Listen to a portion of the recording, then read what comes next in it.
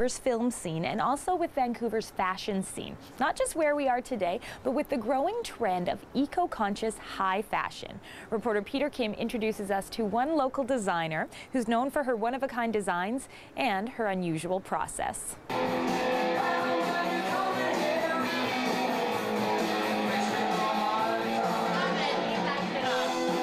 High fashion, the hallmark of wealth and cosmopolitan living. But these clothes had a very humble beginning.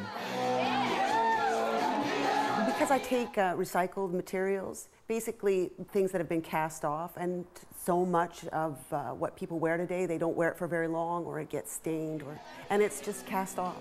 So I take those cast off and give them new life, resurrect them. Unconventional methods give her pieces their signature style.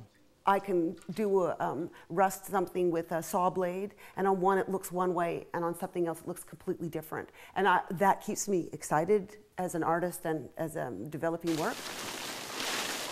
A lot of people like the fact that their clothes have been buried.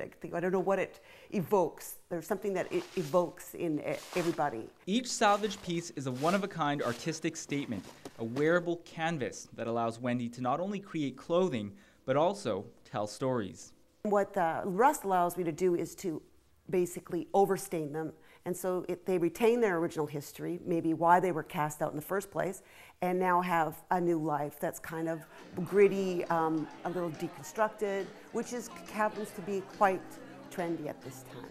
Yeah, if you want to pull that end, and we'll just pull it together, and we'll just pull it back onto there. So there, yeah, there's a bunch of things that have been rusted. It's different pieces.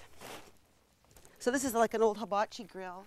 I rolled this one up in just a couple of bars, so it gives a horizontal look to it. Her dislike of waste extends even to packaging. These fabrics are receiving the same care and attention as the clothing they will eventually hold.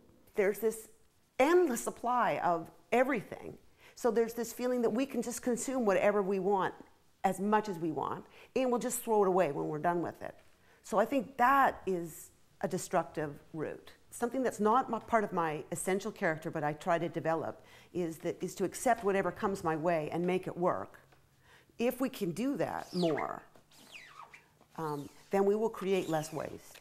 In addition to limiting waste, Wendy also wants to empower women and celebrate the healthy female form. Slips traditionally, for the figure of the 50s, which was a completely different aesthetic than nowadays, was much curvier, much rounder, and so it's great to provide, it's great to be able to have that and to provide that for women that are curvier. And look, there isn't a woman I know that doesn't look great in a slip. Wendy's motto, resurrecting the fashion wasteland, can be taken more literally than most.